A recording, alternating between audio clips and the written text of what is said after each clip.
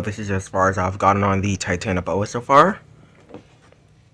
I've only gotten down to that segment right now. But we have jaw articulation. And then we have up and down articulation at the head that doesn't move too much. But then we have side articulation, so it can kind of slither along. And we're only about halfway there, a little bit less than halfway actually. And yeah, show you guys when I get closer to being finished.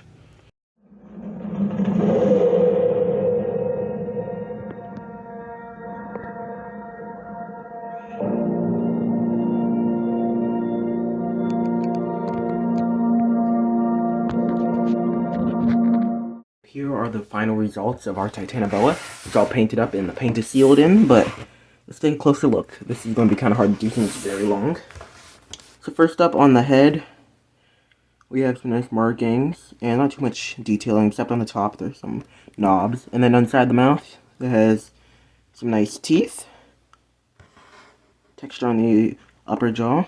And I also really like the eyes. I did color shift green. You get this nice shimmery color, sort of. Then as we go down the body, it's pretty much just a bunch of bumpy detailing. And that's about it with all the patterns added onto it. Of course, I did change up the end of the tail a little bit because it was a little bit too thick. But here's it from the top. Not too crazy. But the bottom is a little bit different, which I gave it kind of this creamish color with some stomach scales on it. But yeah, that is our Titanoboa. It is extremely long. I can see if I can get this all into frame. It's going to be kind of tricky though. Yeah, there we go. Here's the full thing in frame pretty much. But anyways, let's get to measuring this. This figure measures in at a staggering, let's see what it is, about 30 inches. So that is extremely long. And the height for this figure is about 3 inches.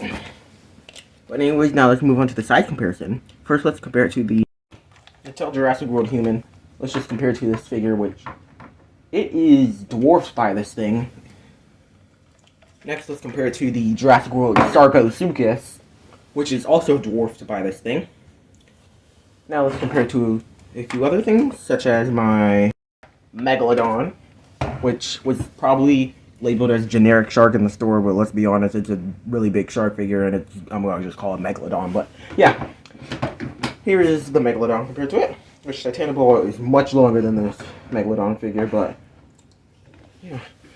Now, let's compare it to the Leviathan, or Leviathan. This is how big it is compared to it. It's almost size to the Megalodon figure, but yeah, here's it compared to the Titanoboa. Next, let's compare it to the Himalayasaurus, which was previously my longest figure, which now is dwarfed by Titanoboa, which I put it back here. Titanoboa is just slightly longer than it. But yeah. So that's Himalayasaurus compared to it.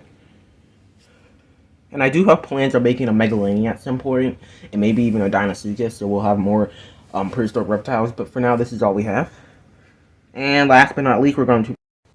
Here's it compared to my Shunosaurus I created. This is the first time I'm actually showing it on my channel. I probably am going to record a video for it and probably will post that before I post the Titanoboa one. But here is Shunosaurus, which is the third longest figure I've made. And it is pretty big. It looks pretty nice compared to it. And it's also the only other dinosaur I painted brown. Well, prehistoric creature I painted brown, but you get the point. Now for my final thoughts on the Titanoboa. It looks very nice. Though I do regret, instead of doing a side-to-side articulation on the head, I did an up and down, which doesn't really move too much. But besides that, it came out pretty good. And also the jaw's a little bit loose, but not that bad. And I forgot to show you guys the tongue. But yeah, there is a tongue in there. And the articulation for this thing is pretty nice. You can wiggle it up and down. But yeah, that is the Titanoboa. See you guys in the next video. Goodbye.